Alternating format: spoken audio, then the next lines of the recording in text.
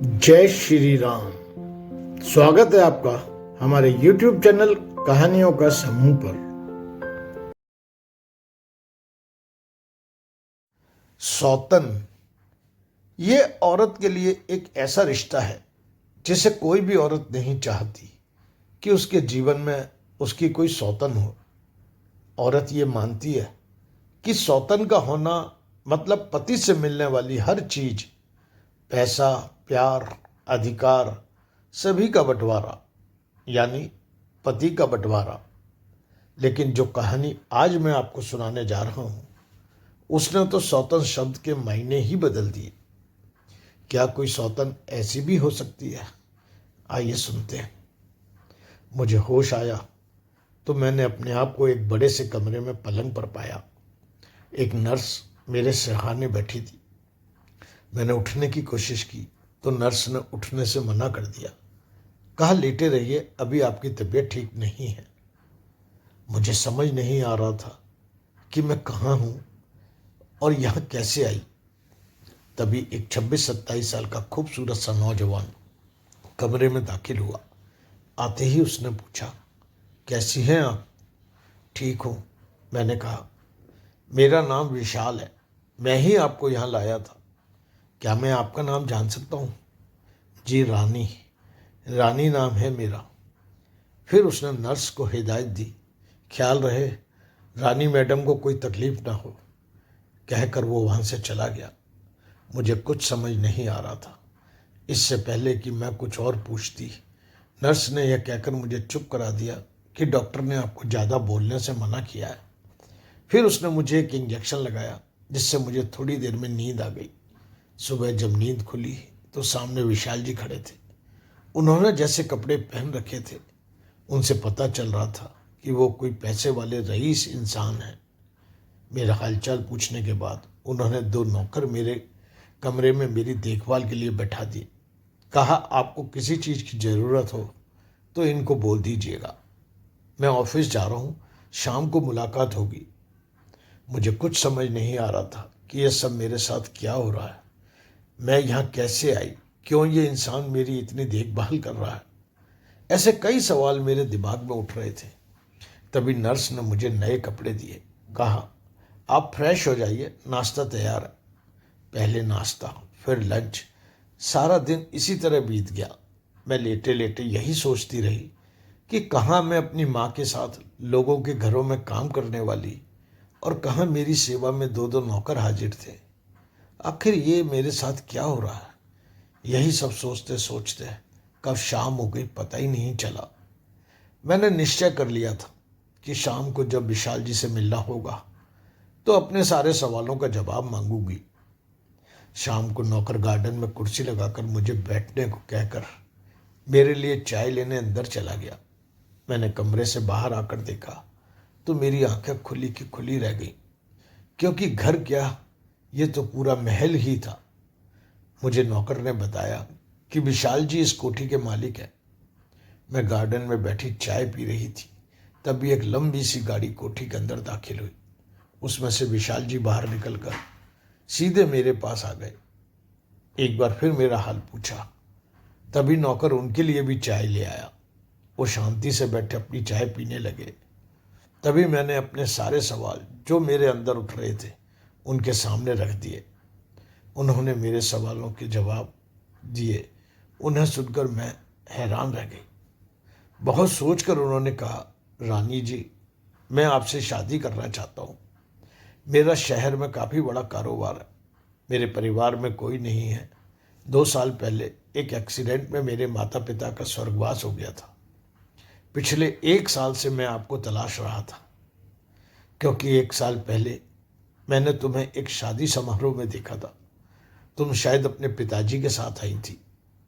तुमने pink colour की dress पहन रखी थी जिसमें तुम बहुत खूबसूरत लग रही थी। तुम्हें देखकर मैंने उसी समय यह फैसला कर लिया था कि मैं शादी करूंगा तो सिर्फ तुमसे। इससे पहले कि मैं तुमसे बात करता तुम वहां से शायद जा चुकी थी। तुम्हें तलाशने की बहुत कोशिश की मगर तुम्हारा कोई पता नहीं चला। फिर किसी ने मुझे पहाड़ी पर बनी एक दरगाह के बारे में बताया कि वह चादर चढ़ाने से मन की मुराद पूरी होती है। सो मैं मन्नत मांगने पहुंच गया। वहाँ चादर चढ़ाकर जब मैं वापस आ रहा था तभी एक जगह काफ़ी भीड़ जमा हो रही थी। जब मैं वहाँ पहुंचा तो देखा तुम वहाँ बेहोश पड़ी थी। तुम्हें सामने देखकर मैं हैरान था कि इतनी जल्दी मेरी मुराद पूरी हो गई। जब मुझे पता चला कि तुम अकेली हो, तुम्हारे साथ यहाँ कोई नहीं है, तो मैं तुम्हें लेकर यहाँ आ गया, क्योंकि इस बार मैं तुम्हें खोना नहीं चाहता था। थोड़ी देर शांत रहने के बाद विशाल ने कहा, एक बात पूछूं, बुरा तो नहीं मानोगी? क्या तुम मुझसे शादी करोगी? मुझे चुप देखकर उसने कहा, कोई जल्दी नहीं है, आराम से सोचकर बता देना। विशाल जी तो अपने दिल की आरजू बताकर वहां से चले गए, पर रानी देर तक बैठी अपनी पिछली जिंदगी के बारे में सोचने लगी। उसे आज भी याद है वो दिन जब एक सुबह मैंने माँ से पूछा था, आज आप काम पर नहीं गई, आपकी तबीयत तो ठीक है ना? माँ से पूछने पर माँ ने जो बताया उसे सुनकर मुझे विश्वास ही नहीं हुआ। ये क्या कह रही हो माँ? मेरी शादी? अभी मेरी उम्र ही क्या है, 19 साल की हूँ। मैं मजबूर हूँ बेटी, तेरे बापू ने अपने एक जानने वाले से तेरी शादी पक्की कर दी है और 3 दिन बाद की तारीख भी निश्चित कर दी है। मुझे बड़ा ही आश्चर्य हो रहा था कि ये सब क्या मामला है। 2 महीने पहले तक तो बापू रोज पैसे के लिए माँ से झगड़ते थे, रोज जुए में हार कर आते थे, फिर माँ से पैसे मांगते थे, रोज जुए में पैसे हार कर घर आना, फिर माँ से पैसे के लिए झगड़ा करना, काम धंधा कुछ करना नहीं। दूसरी तरफ माँ बेचारी सारा दिन लोगों के घरों में काम करके जैसे तैसे अपना घर चलाती थी। उसमें भी रोज बापू पैसे मांगने लगते थे। अगर माँ पैसे बापू को दे दे तो घर कैसे चले, और नहीं दे तो बापू माँ से झगड़ता, माँ को मारता था। यह सिलसिला तकरीबन 4 साल से चल रहा था। मगर पहले ऐसा नहीं था। जब बापू एक फैक्ट्री में मजदूरी किया करते थे, इसलिए मैंने भी 10वीं क्लास तक पढ़ाई की थी। मगर एक दिन उस फैक्ट्री में ताला लग गया, जिस कारण बापू की नौकरी चली गई। पहले तो बापू ने कई जगह नौकरी ढूंढी, लेकिन कहीं काम नहीं मिला। खाली रहने की वजह से और गलत संगत पड़ने की वजह से बापू को जुए और शराब की गंदी लत लग गई थी। इसीलिए माँ से पैसों को लेकर झगड़ता और पैसे ना देने पर माँ को मारता था। मगर आज इतना पैसा कहाँ से आ गया कि 3 दिन बाद शादी करने को तैयार है? पूछने पर माँ ने बताया कि तेरे बापू ने जिससे तेरी शादी पक्की की है उसका नाम रंजीत है। वो 3-4 दिन पहले तेरे बापू से मिलने भी यहाँ आया था। माँ के इतना बताते ही मैं समझ गई। लेकिन माँ, वो तो, हाँ मैं जानती हूँ, वो पहले से ही शादीशुदा है, उम्र भी ज़्यादा है, करीब 50 साल का है।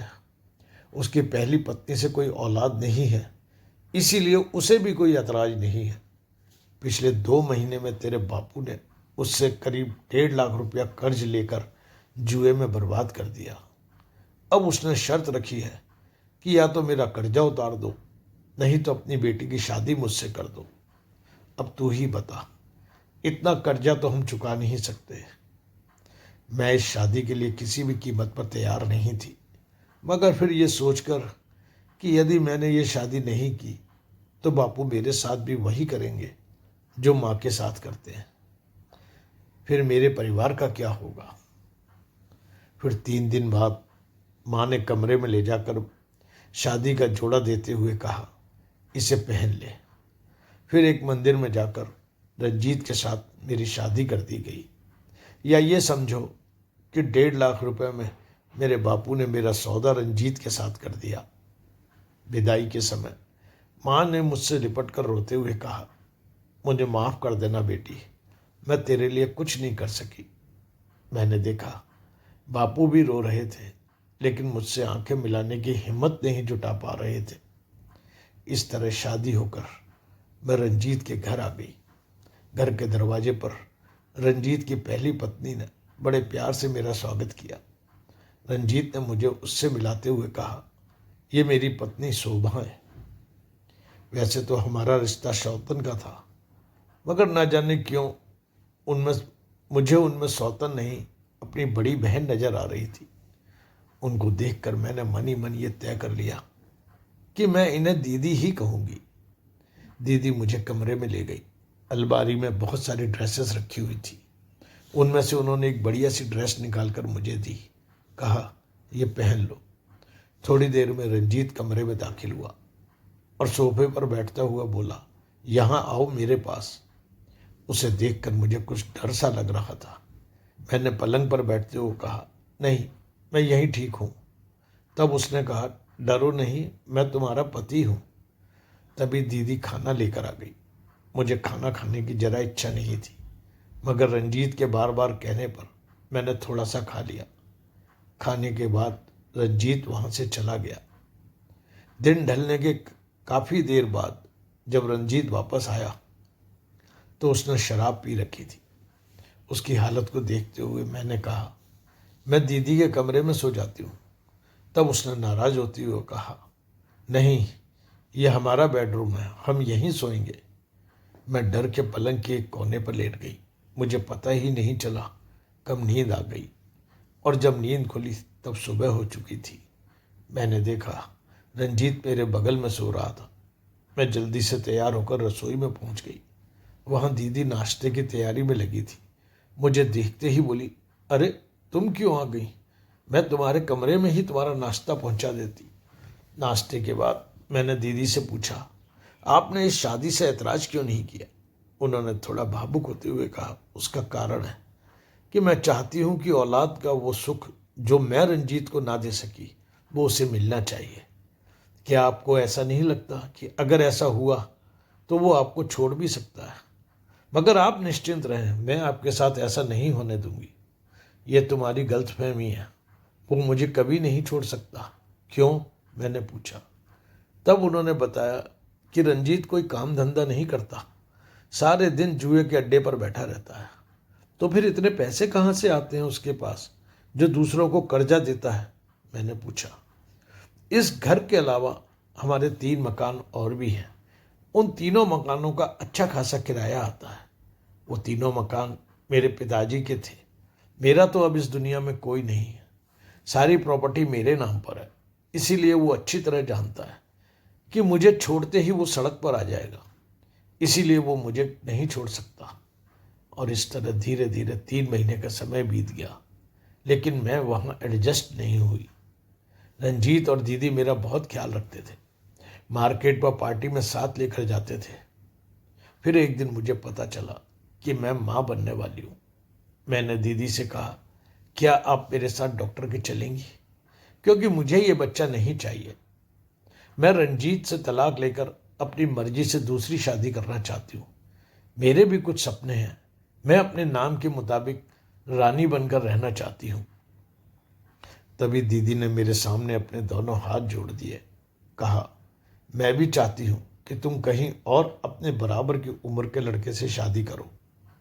ऐसा करने में मैं तुम्हें तुम्हारा पूरा पूरा साथ दूंगी। मगर इस बच्चे को दुनिया में आने दो। मेरी खातिर मैं तुमसे हाथ जोड़कर विनती करती हूँ कि यह बच्चा मुझे दे देना। मुझे भी बच्चे की बहुत चाहत है। ये मेरा बच्चा होगा। मैं इसे माँ बनकर पालूंगी, क्योंकि तुम जानती हो मैं कभी माँ नहीं बन सकती। कहकर उन्होंने मुझे अपने गले लगा लिया। आखिर मैंने उनकी बात मान ली। फिर 9 महीने बाद मैंने बेटे को जन्म दिया। मैंने अपने बेटे को दीदी को सौंप दिया। एक दिन दीदी ने बताया कि पड़ोस में रहने वाली सलमा बेगम बता रही थी कि पास के गांव में पहाड़ पर एक पीर बाबा की दरगाह है। वहाँ चादर चढ़ाने से जो भी मन्नत मांगो पूरी होती है। और उस दिन मैं दीदी की मदद से बिना किसी को बताए उस दरगाह पर चादर चढ़ाने के लिए घर से निकल गई। मैंने वहाँ चादर चढ़ाई। फिर किसी ने बताया कि दरगाह से थोड़ी दूर जो पीपल का पेड़ लगा है, वहाँ धागा बांधने से मन्नत जल्दी पूरी होती है। मैं जैसे ही वहाँ धागा बांधकर वापस आ रही थी, तभी पैर फिसलने से गिरकर बेहोश हो गई। मैडम जी, डिनर तैयार है। नर्स की आवाज़ सुनकर मेरा ध्यान टूटा। अगले दिन सुबह विशाल फिर आए। मेरा हालचाल पूछने के बाद उन्होंने कहा, मैं ऑफिस जा रहा हूँ, शाम को तैयार रहना, मैं तुम्हें तुम्हारे घर छोड़ आऊँगा और तुम्हारे माता पिता से तुम्हारा हाथ भी मांग लूँगा। मैं मन ही मन सोचने लगी कि इन्हें कैसे अपनी पिछली जिंदगी के बारे में बताऊं कि मैं ना सिर्फ शादीशुदा हूं बल्कि एक बच्चे की माँ भी हूं। जिसके साथ तुमने मुझे शादी में देखा था वो मेरे पति थे, पिता नहीं।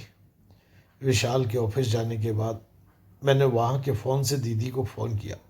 मेरी आवाज़ सुनते ही उन्होंने पूछा, कहाँ हो तुम? तब मैंने उन्हें सारी बात बताई। उन्होंने कहा, विशाल को सारी सच्चाई बता दो और यहाँ आ जाओ। शाम को विशाल के आने के बाद हम शाम की चाय के लिए आज फिर गार्डन में ही बैठ गए। मेरे दिल की धड़कनें बढ़ी हुई थी। मुझे डर लग रहा था कि सच्चाई जानने के बाद विशाल शादी से इनकार ना कर दे, क्योंकि शायद कहीं ना कहीं मैं भी विशाल को पसंद करने लगी थी।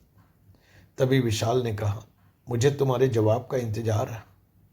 मैंने कहा, मैं तुम्हें एक सच बताना चाहती हूँ। कैसा सच? विशाल ने कहा, 19 साल की उम्र में जबरदस्ती मेरी शादी रंजीत नाम के एक 50 साल के अधेड़ उम्र के व्यक्ति के साथ, जो पहले से ही शादीशुदा था, साथ कर दी गई। मेरे बापू ने रंजीत से 1.5 लाख रुपए का कर्ज लिया था। कर्जा ना चुकाने पर उसने ये शर्त रखी, या तो मेरा कर्जा चुका दो, नहीं तो अपनी बेटी की शादी मुझसे कर दो। और इस तरह मेरी मर्जी के खिलाफ मेरी शादी कर दी गई। मेरा 6 महीने का बेटा भी है। मैं शुरू से ही रंजीत को पसंद नहीं करती हूँ। मैं रंजीत से छुटकारा चाहती थी, इसीलिए मैं दरगाह पर मन्नत मांगने गई थी। अब बताओ, ये सब जानने के बाद भी क्या आप मुझसे शादी करोगे? बोलो। विशाल ने एकदम चौंकते हुए कहा, हाँ करूँगा तुमसे शादी, क्योंकि मैं तुमसे दीवानगी की हद तक प्यार करता हूँ। क्या रंजीत तुम्हारे बेटे को दे देगा तुम्हें? नहीं, क्योंकि बेटे को जन्म जरूर मैंने दिया है, मगर उसकी माँ रंजीत की पहली बीवी शोभा है। फिर मैंने विशाल को वो सारी बात बताई जो बेटे के जन्म को लेकर मेरे और दीदी के बीच हुई थी। विशाल ने कहा, ठीक है, मैं तुम्हें तुम्हारे घर छोड़ देता हूँ। बाद में मैं अपने वकील से मिलकर तुम्हारे तलाक की कार्रवाई करूँगा। और कुछ दिन बाद मेरा रंजीत का तलाक हो गया और विशाल के साथ मेरी शादी हो गई। बापू भी विशाल की फैक्ट्री में काम करने लगे। आज करीब 15 साल बीत गए। विशाल और मेरे 2 बेटे हैं। मैं अपने परिवार में मस्त हूँ। हम लोग हर महीने दरगाह पर चादर चढ़ाने जरूर जाते हैं।